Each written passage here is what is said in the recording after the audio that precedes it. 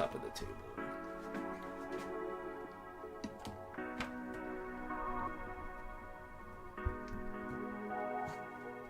So hopefully when you guys catch this on the rerun, you can just fast forward through all the stuff, all the less than interesting stuff that if you're not here for updates on stuff, you can fast forward right to the drawing.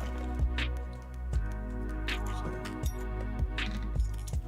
let's try.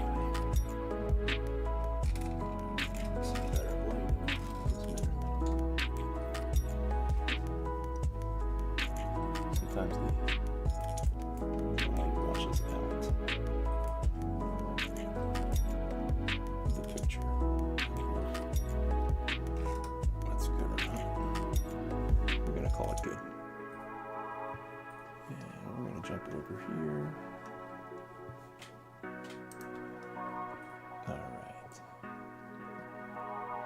Hey, what's going on, Jose? I appreciate you showing up here, man. Yeah. Thanks for spending your Sunday afternoon drawing with me. And I know how you like the inks, so this is a good draw stream for you. I know you do a lot of stuff on your tablet, but I am not so good on that, so I use the regular stuff here. Maybe you don't use the tablet, because I know you talked about some of the supplies that you use, and it sounds like you know what you're doing with the normal type supplies. All right, so we're gonna start off. Do we want 5? Yeah, let's do 5. So with this, I'm gonna start with any element that is sticking out, that does not need my concern about like going behind anything. So I'm gonna do this hand over here, probably this hand, and maybe go into the face, just because sometimes, you know, especially with Spider-Man, you just wanna see the face. You wanna see who you're drawing and how that's turning out to keep you inspired. So let me see if I can move this. This is kind of in my way a little bit. Hopefully it's not going to be in your way. I got wires everywhere. I'm going to get rid of some of these wires. Hopefully.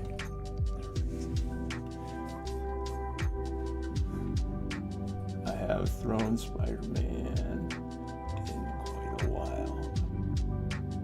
So you haven't drawn Spider-Man in quite a while. I will assume that is what you meant. But yeah, let's do some Spider-Man. See that Jose Martinez Spider-Man. I love that Captain America that you sent. That was very cool. And you went with the more macho, masculine, really jacked physique, which I think more people should do, just because superheroes should be jacked, especially someone who had the super soldier serum thing that gave him his powers. That should do it. That should really be the justification to make our boy Captain America jacked. So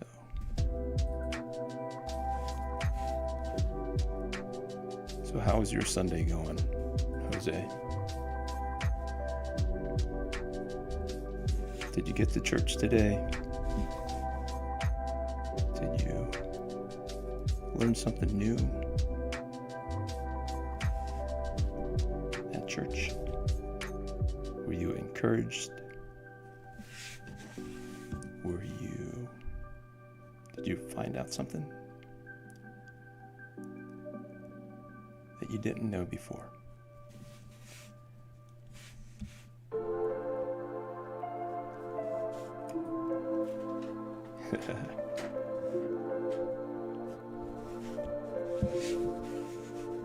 Yeah, big cap A.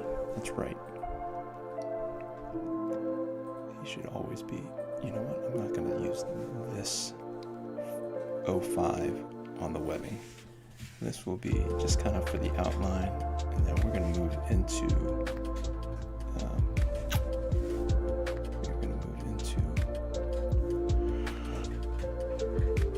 the other parts here that require the 05, and then we'll go back in and do an 02 for the webbing. So Jose, have you told me who your favorite superhero comic book character is? I don't remember. It sounds like a lot of us got into collecting comics in the early 90s, late 80s, early 90s. So during that time, X-Men was huge, Spider-Man was huge, had a lot to do with Todd McFarlane and Jim Lee, Rob Liefeld, Louis Portacio, Mark Silvestri on Wolverine. You know, just a lot of those guys who went on to do Image. Good, thanks. Watched a sermon on TV, always learning from the Lord. Amen.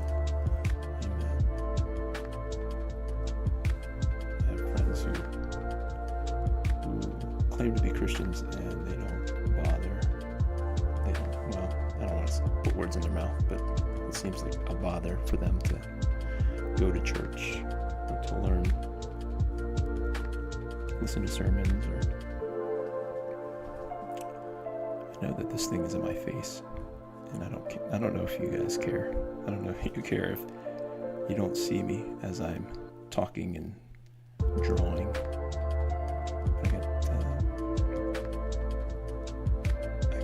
I'm holding my breath. I don't know if you remember me from last time, what I said from last time, but like sometimes when I ink like these rounded lines, I kind of have to hold my breath to get through the line.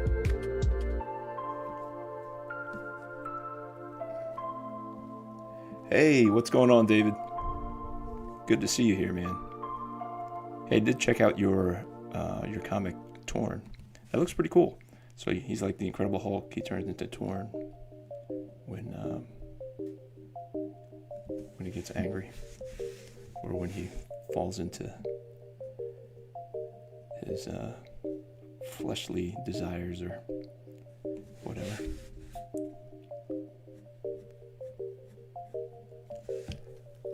Let me see if I missed anything.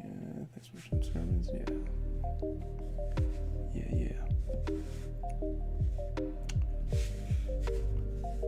So with Spider-Man, I like to start off with the eyes, just to make sure that when I draw the rest of the head, it's proportionate to the eyes.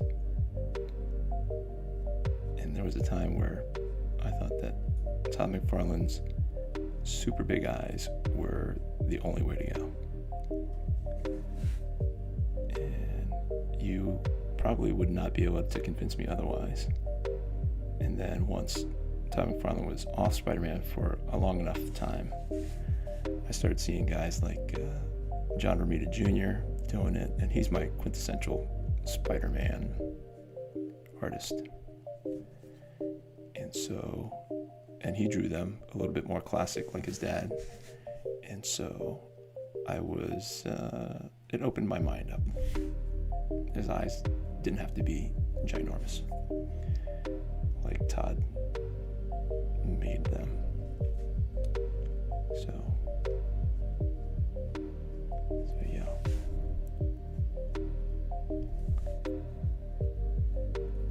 So sometimes it's I do stuff upside down because you can see some proportional things that you're doing wrong. If you're looking at it right side up, you get sometimes distracted by the normalcy of, what it's supposed to look like. And so you don't notice that maybe certain things are out of whack compared to the other one as the artist. So maybe you as a viewer, an observer of the art, you can see it right away because you didn't spend all this time staring at it and creating blind spots for yourself. As the artist, sometimes you have blind spots to some of the mistakes, but as a viewer and observer of the artwork, you just come in and you go, something ain't right, and it's that right there. His one eye is bigger than the other. And you're like, dang it, you're right. Let me see, sort of like the little angel and devil on your shoulders. Only he becomes either creature-based on his decisions. It's a focus on our efforts to be more holy. Amen. For sure, man. I appreciate your support. I appreciate you, hanging out on a Sunday afternoon.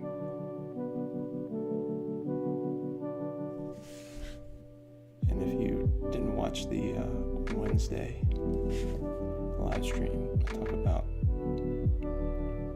when I'm drawing when I'm inking some of these round things, I hold my breath because for whatever reason, I feel like if I breathe,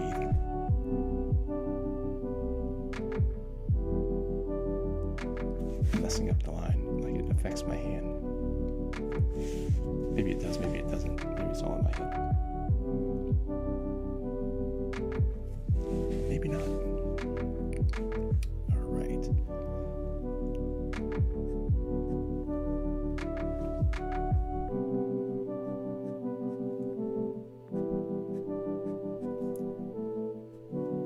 So I also noticed, Dave, that you have a YouTube channel.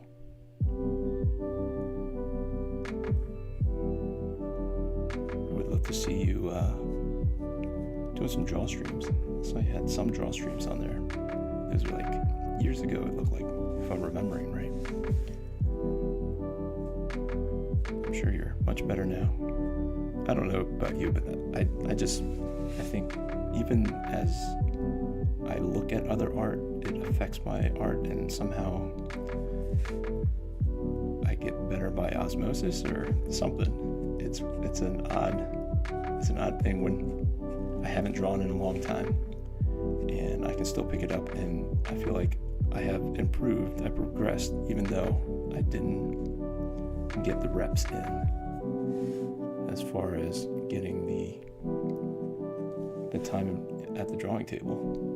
Like for whatever reason, as I'm consuming good artwork and just kind of contemplating it, and somehow it just morphs into part of my ability. I don't know if you had that experience. Obviously, the more you do it, the more you spend at the drawing table, the faster that skill improves. But there were many years there where I was in different seasons where I could not get to the drawing table. The kids were young, lots of t-ball and little league, and for a guy who never played baseball, knew nothing about it, and being forced into coaching, I really enjoyed it. I really haven't watched it or been very interested in it since my boys have gotten out of it, but man, what a great time that was. Learning about baseball, the competitiveness, all the rules and stuff, all the strategies. That was fun. Yep, not done streams in a while, did them, and then went through some tough times fighting to get the hunger back. Oh yeah, I get it. Yep. Dry spells in your creativity. I don't know if you've seen my video here on YouTube about finding your why. I've given up so many times on so many different projects that it wasn't until I figured out what my why was that it didn't matter if I felt like doing it or not. I just had to do it because that was my calling. I wasn't doing it for me. I wasn't doing it for fame or money. Still not. I'm just trying to not dig myself into a financial hole. That's why I sell the comics. But it is, maybe one day, someday, I will have financial success because of the drawings and Alpha Red. But for now, it is purely obedience and the fear of not glorifying God with my talents. That is the gist of it. I'm not a huge fan of Todd McFarlane's spider anymore on his chest, but that was also because I discovered Spider-Man comic books during Todd McFarlane's run. He was everything he did was the right way to do it, and anybody who did it any other way did it wrong. But for whatever reason, when I was drawing this, I thought of Todd McFarlane, Spider-Man chest thing.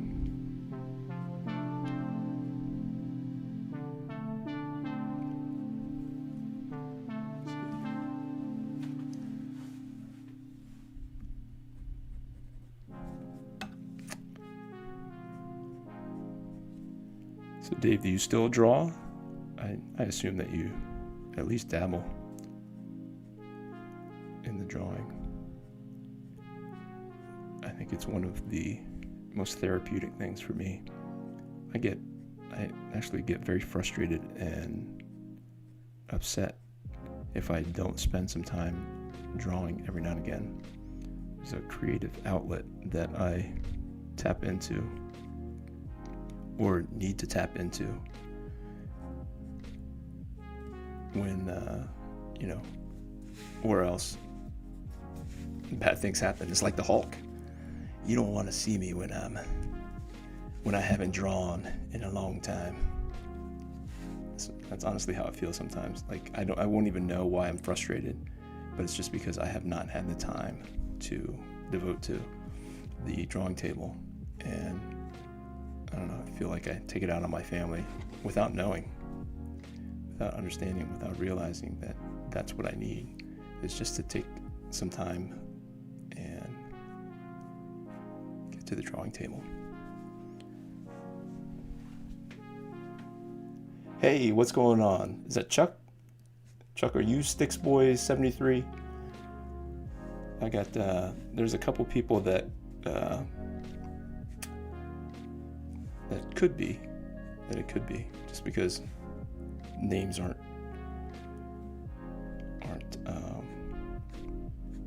required on YouTube. So I think that's you. But if it's not Chuck, SticksBoy73, let me know who you are. All right. Good to know, Chuck. Thanks for being here, man. I thought that was you, but couldn't be 100% sure. I appreciate you showing up. I don't know, were you at Toy Fest? I assumed that you were going to be at Toy Fest, and I only walked around towards the very end, and only for a little bit, and then it was over. So I did not see you, and I assumed that you would have come over. It was a good Toy Fest. It was a good show. The one that happened last Saturday. Dude says, yes, I have done some covers for my publisher, posters for an upcoming con, and continuing to work on Torn for its installments in my publisher's anthology. Awesome. Yeah, you can't, Chuck. You can't get them all, right? You can't get to them all. That's the juggle of our hobby. It's the juggling of our hobby. I don't know if yours is more than a hobby. I don't know. I know a lot of guys who sell toys and stuff and collectibles. It's kind of a part-time thing. Or I don't know if you have a store. Maybe you have a store.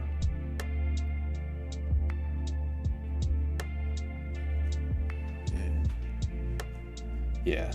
No, I appreciate you stopping by and saying hi whenever we're at shows together, because I can't always get away from my table. You know, there's something about the FOMO. I couldn't think of that thing. FOMO, like, you know, as soon as you feel like as soon as you walk away from your table, that's when the crowd comes and everybody wants to buy everything. And you're like, oh no, I missed the sale. But we all know it's not always the case. Sometimes though, you're a couple tables down talking to somebody, and you see the people sniffing around the table, and then you walk back over and they like scatter. Like, come on, man.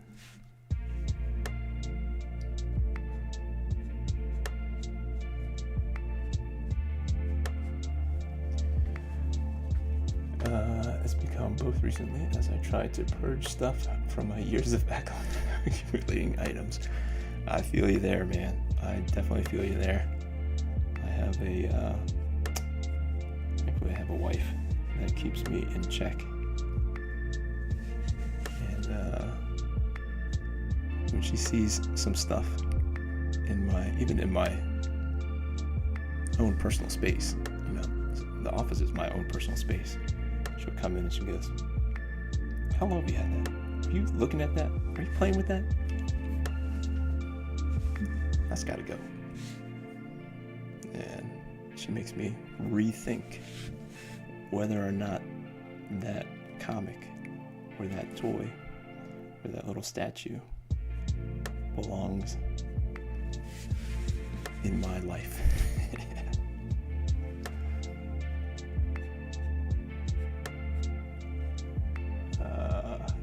Thanks, Chuck. I appreciate it.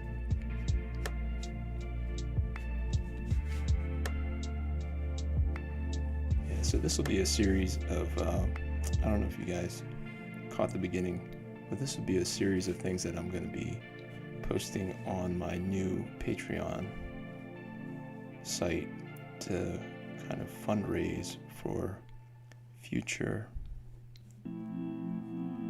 Alpha Red comics. So the idea is to fundraise while I'm creating it. I'd love to get pages colored as they are completed, so that by the time I get to the final page, that I'm really just crowdfunding for some of the printing. I'd like to do some offset printing instead of the on-demand printing. And if you don't know what that is, the difference between the two. On-demand printing is, you can get one comic if you wanted, and you kind of pay out the nose for it. For the most part, that's what I'm doing right now.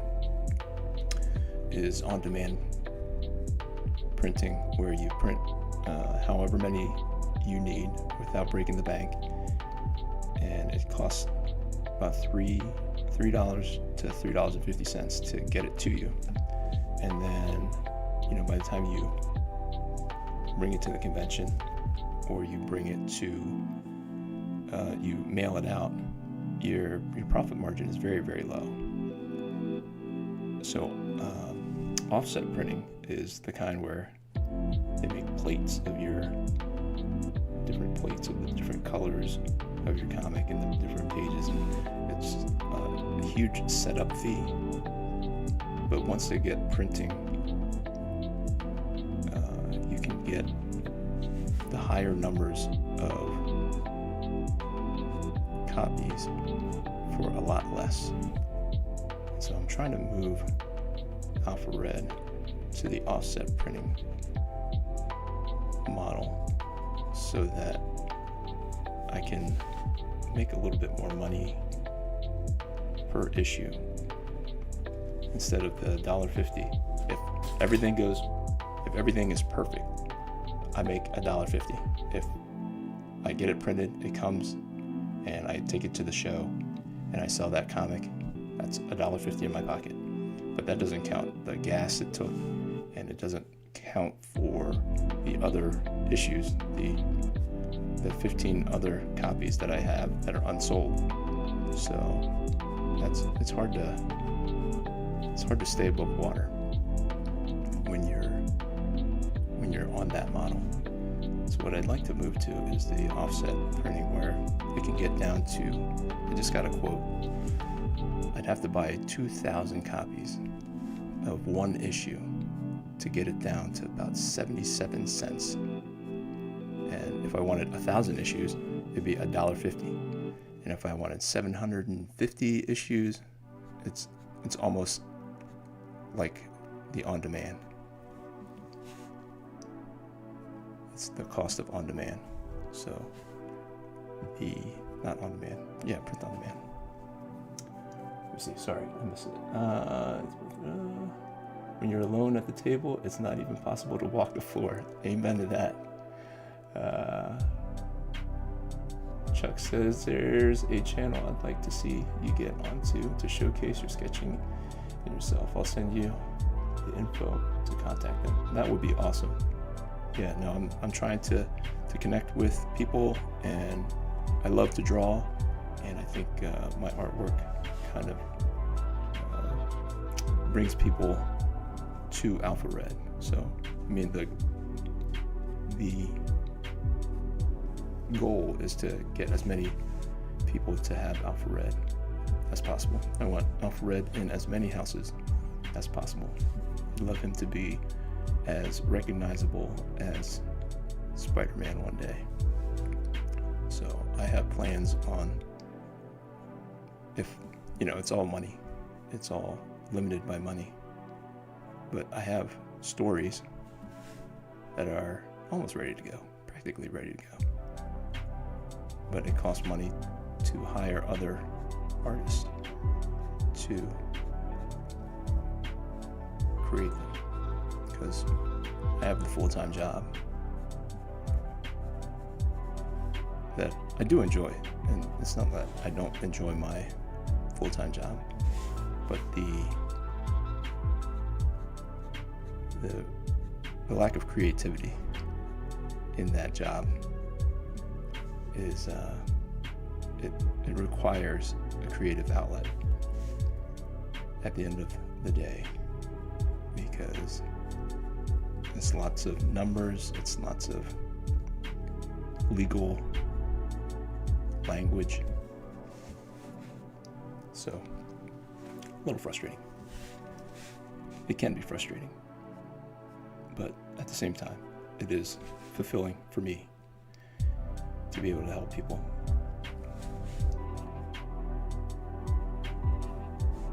But comics have always been the dream, so I can't stop creating comics. And it's just the way God made me, and I'm not going to fight it. I'm going to go with A. That was a number 5. That was an 05. Pigma Micron pen. That is pretty ubiquitous in the comic art world. And now I'll go to a 02. So,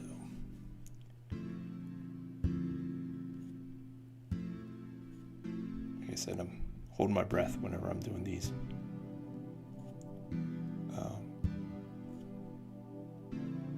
Curves, like one long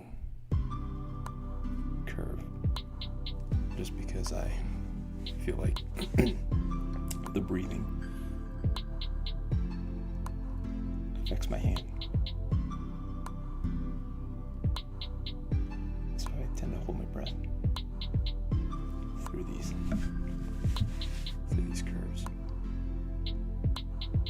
you're drawing, don't be afraid to spin the image around, because we all have our proclivities as far as the angle of our hands, what we feel most comfortable with.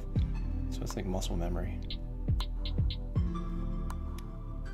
So it's much easier for me to make an arc this way than to make an arc this way. So if I try to go in here, I don't want to do it here but then this is like a scoop in where it's easier because of my wrist to make an arch that goes this way than to make something that cups in like that.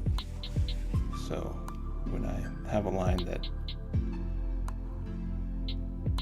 needs to curve, I feel like I have more control when I put it that way. See if I'm missing anything. Yep, Dave says, yep, and that is a lot of books to sell to cover the table cost too. I have the opposite problem as a director of marketing. I have to be creative all day, and when I get home, I struggle to feel it to sit down and draw. Yep, I have a friend who had that problem too. He actually retired from his day job as a graphic designer as soon as he could, as soon as he was old enough or had enough years in or whatever. And now he does comics. That's the main living that he makes now is from his comics, but it's not like gangbusters. It's just it was fulfilling a dream, and he does pretty good for himself. He does commissions and stuff. But yeah, it's hard when you're already getting those creative juices out and you come home and you got no more. Got no more to squeeze out.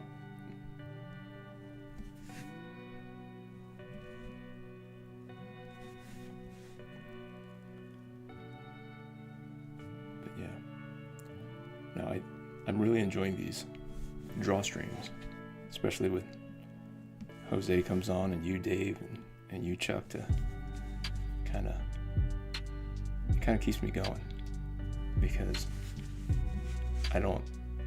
I'm forcing myself to sit down and do alpha-red pages because I know that I will regret it if I don't. But this is where this is kind of fun, like we're sitting around drawing. I don't know if you're sitting around drawing, but to be able to sit and draw and talk comics and drawing with guys, it's pretty awesome.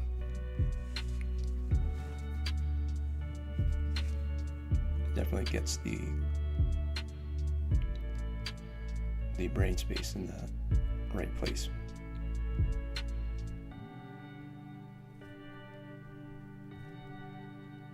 So I will be heading down to Tennessee this week. Tennessee, to try to sell my comics to homeschooling families. We are a homeschool family. And my wife is big into the homeschool, I don't even know what you want to call it, scene. She does a homeschool podcast. So she's meeting some people down in Tennessee. And there's a convention down there. So I bought a table, rented a table down at this convention. So I'm going to try to make a video about going into other markets. I know a lot of people say that the comic market is dying or shrinking. And I sort of agree, but I think there is a new pie out there, if you will, like everybody is trying to fight for the same piece of the pie, the old piece of the pie, where I think like guys like Eric July went out and kind of created his own pie. So he created his own fans of his political stuff, and then he translated them into comic book fans. You can agree or disagree that they're going to be sustaining. They're going to be fans that sustain. But he's making his own pie, and I am exploring the possibility of selling, like getting new pie, like creating a new pie for myself, where there is not a lot of competition. It's like a blue ocean, red ocean book too, when you're thinking about marketing. So that kind of had an influence on me as I watched what Eric July was doing, and whether or not his fans are going to be like long-term fans. So that's a discussion, a heated discussion amongst comic skaters and non-comic skaters and Eric July. And so I mean, good for you. You know, why all the hate towards Eric July?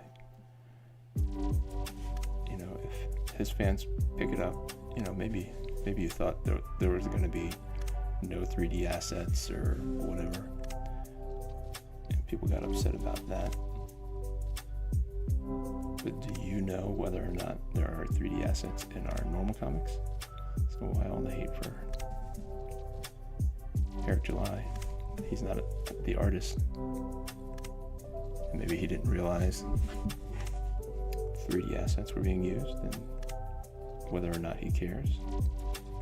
Didn't seem like he cared until everybody else made him care about it.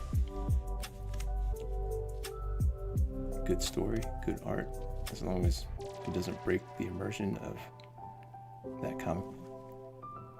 Who cares if they're using 3D assets or they're tracing some things? I mean, the guys who lightbox stuff, I mean, I used to lightbox stuff. Now I'll just print some stuff out and trace that because the scanners are so good. I'll do some tracing to get certain buildings just right, or just certain perspectives, or pictures that I've drawn already to keep the consistency. I will print some stuff out and draw and trace my own stuff, trace photos. I've traced photos.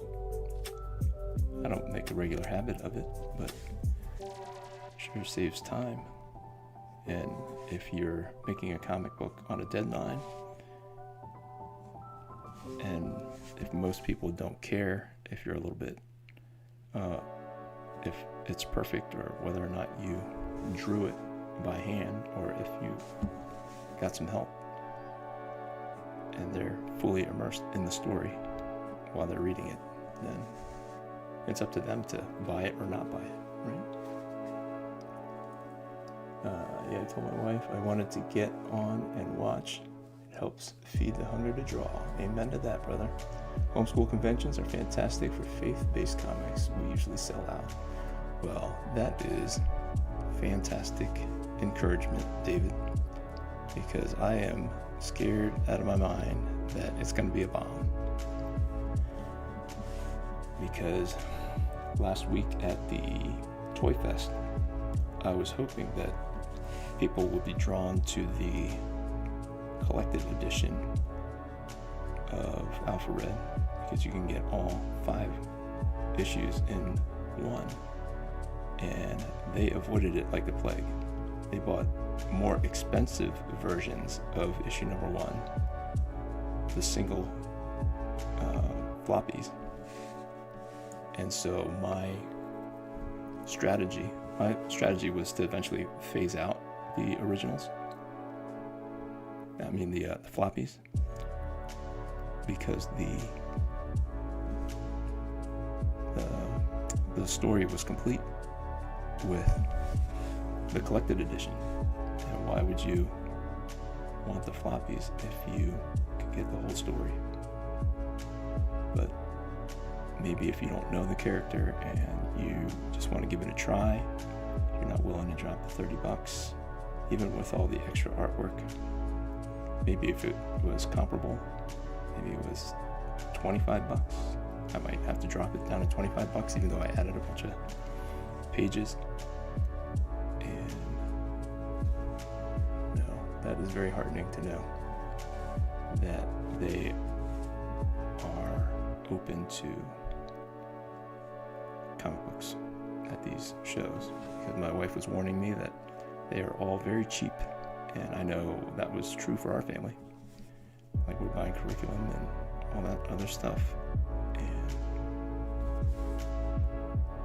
I was scared that she's going to be right, that these people would not spend money on just entertainment, you know, even though it's inspiring. That's my selling point. So I was very inspired by comic books, and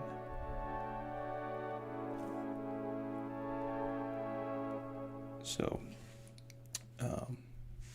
if you have a creative child in your homeschool,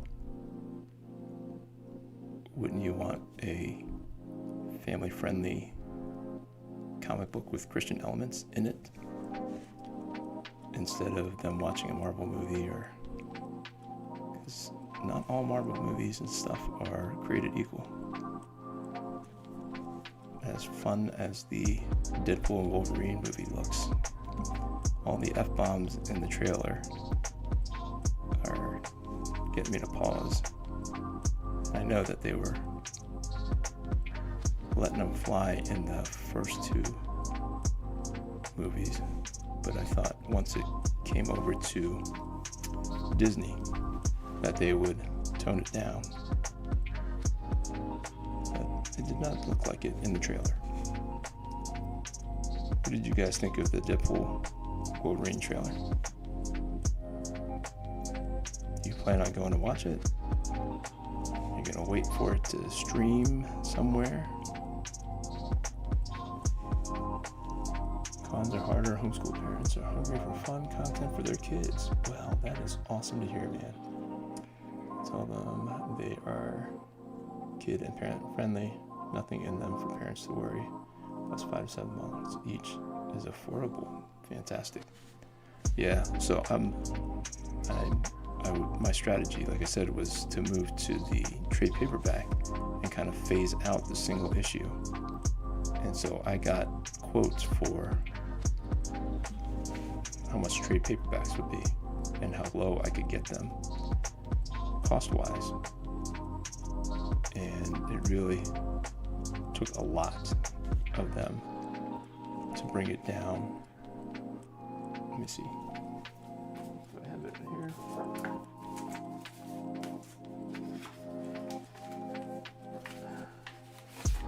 I do have the quotes here. Let me see. For the trade paperback, 146 pages, to get them down to $6.19, I'd have to get 1,000 of them, and it would cost me. Gosh, I didn't even see. I don't see the quote with the shipping on them. It was like almost $7 for the trade paperback. 146 pages, and so I was like, okay, let's and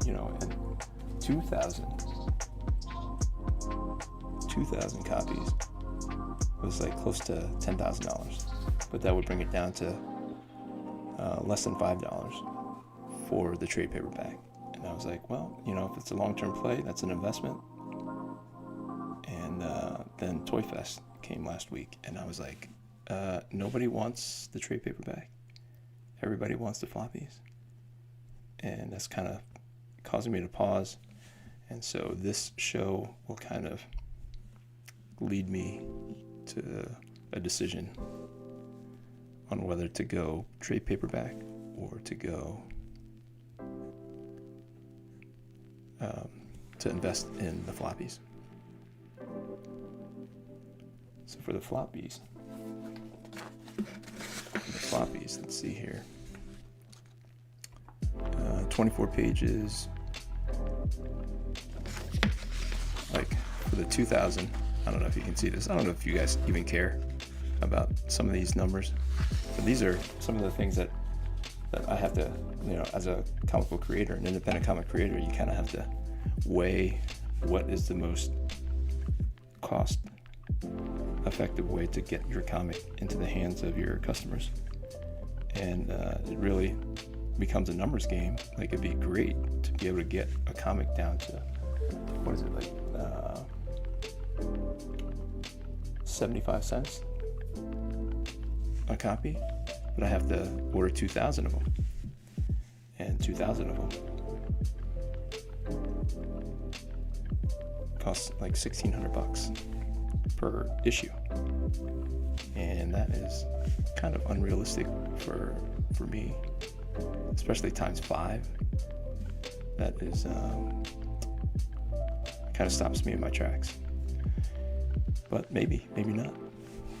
Borrow from the savings, and that's a conversation. That's a gotta talk to the wife conversation.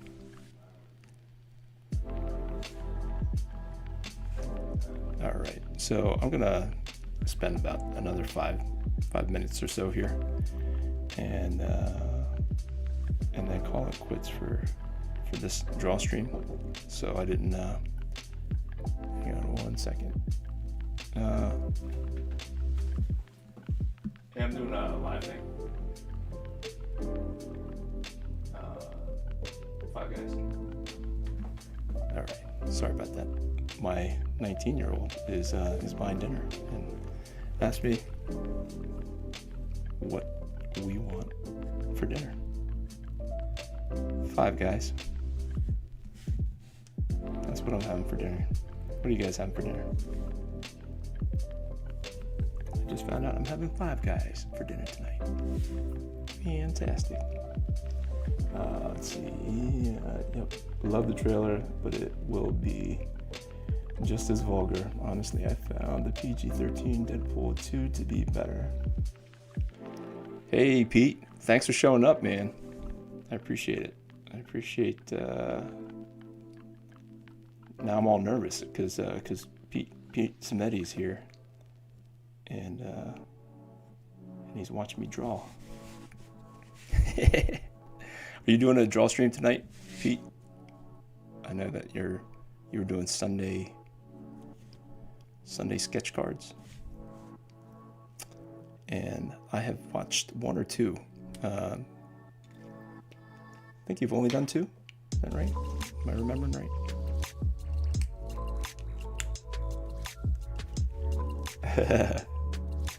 No, it's that's fine. I'm working through the nerves every time I turn on this live stream. It's partly the technology. Like I'm insecure about the technology. I don't know what you guys are hearing. I mean, obviously you're hearing me somewhat because there is some response, but hopefully it's not echoing. When I go back, I will hear the echo, and it just makes me sad because it's not perfect. But I remind myself, you gotta start somewhere. You don't get to 200 episodes and not have some stinkers in there, right, Pete? So I don't have StreamYard. I have OBS Studio, so I don't have. I've only experienced being on as a guest with StreamYard, but it seems like it has a lot more of the comments. I can pull up the comments and stuff, where maybe OBS Studio can do that, but I cannot. I'm slowly learning what OBS Studio can do, and I'm pretty happy. I mean, I I don't know how to bring guests on yet, although I'm told that if I have Zoom, I can have guests on and share my screen. So I'm going to try to figure that out, and I'd love to have you on, Pete, if you are available. I know you say you plan a month out, so you will, if you're willing, I would love to have you on one of the earlier shows. So, because I'm a fan and you do your show very well, so I know that you'll help me not to fumble around too much.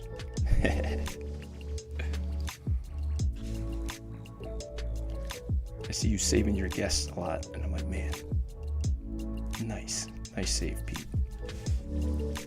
So you give a lot of these new guys, me included, an opportunity, and it's not always easy when you start out.